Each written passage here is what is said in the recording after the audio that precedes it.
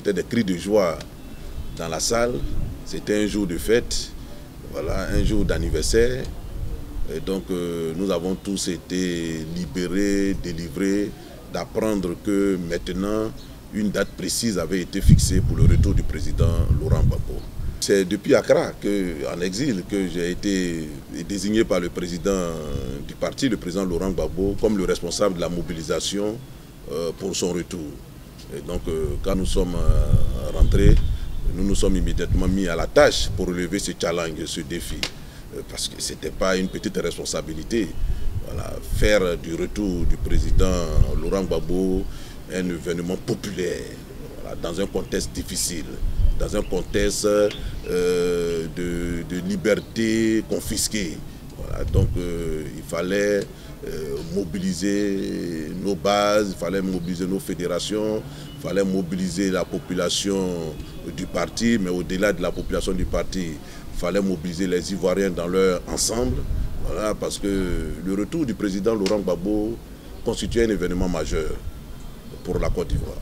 Son retour constituait le début de la réconciliation vraie dans ce pays, parce que le président Gbagbo Laurent, comme on l'a toujours affirmé, constituait le chaînon manquant de la réconciliation. Le process, le camarade Sangaré disait que c'était lui-même la réconciliation. La réconciliation s'appelait Laurent Gbagbo. Et donc pour nous, son retour était extrêmement important. Et donc il fallait en faire vraiment un événement à la hauteur de ce que cela représentait. Et je crois que nous nous sommes mis au travail. Et les Ivoiriens ont accueilli le président Laurent Gbagbo dans la dignité, dans l'honneur, dans la joie. Ce fut un moment important pour la Côte d'Ivoire. Voilà. Ce moment ne pouvait pas être un moment de tristesse. Ça ne pouvait qu'être qu'un moment de réjouissance, de fête, de grelot, de tambour. Voilà.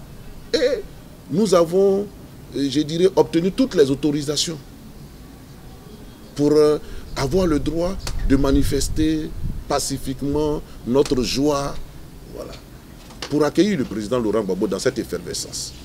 Et donc nous avons été désagréablement surpris de voir au petit matin du 17 juin, à peine les premiers camarades arrivaient sur les lieux, c'est-à-dire de l'aéroport, qu'ils soient pris à partie, mais dans une violence indescriptible par les forces de l'ordre. Beaucoup ont été arrêtés.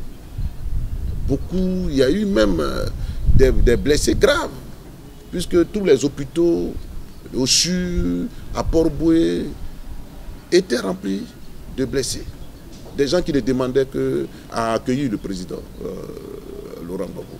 Ça nous a vraiment choqués. Ça nous a vraiment choqués parce que rien ne prédisposait le régime à agir ainsi. Absolument rien. Il nous avait donné toutes les assurances, toutes les garanties.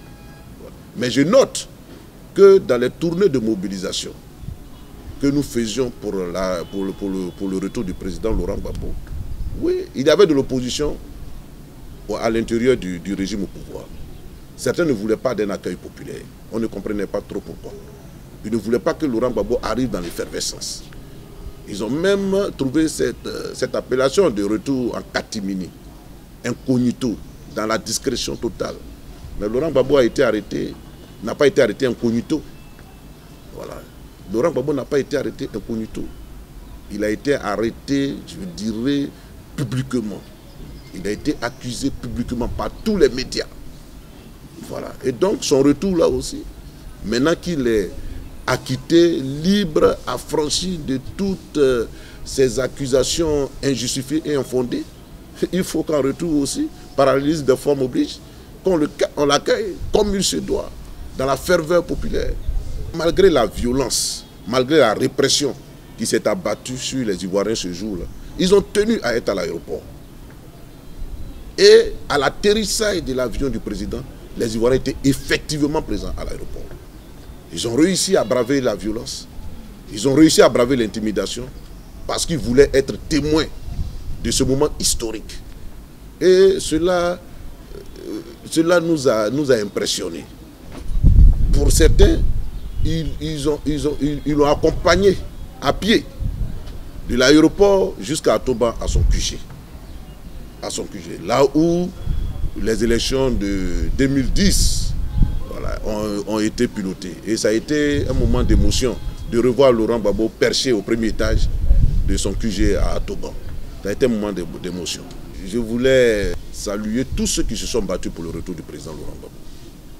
Tous ceux qui sont restés loyaux, fidèles, intègres et constants dans le combat. Je voudrais les saluer. Ils ont eu raison d'être derrière Laurent Gbagbo. Ils ont eu raison de faire confiance au président Laurent Gbagbo. Aujourd'hui, ils n'ont pas honte. Ils n'ont pas du tout honte. Et l'acquittement de Laurent Gbagbo est aussi l'acquittement de tout ce peuple-là. Voilà. Et la reconnaissance que le combat de Laurent Gbagbo a été un combat noble. Il est venu, il a créé un nouvel instrument de lutte, un nouveau parti politique, le Parti des peuples africains au Côte d'Ivoire. Et il a même dit c'est pour continuer le combat. Voilà. Parce que s'il a été acquitté, ça veut dire que le combat qu'il menait est un bon combat. Voilà. Est un bon combat. Est un combat pour la dignité de la Côte d'Ivoire, des Ivoiriens, de l'Afrique. Et dans ce combat, il est venu pour le continuer.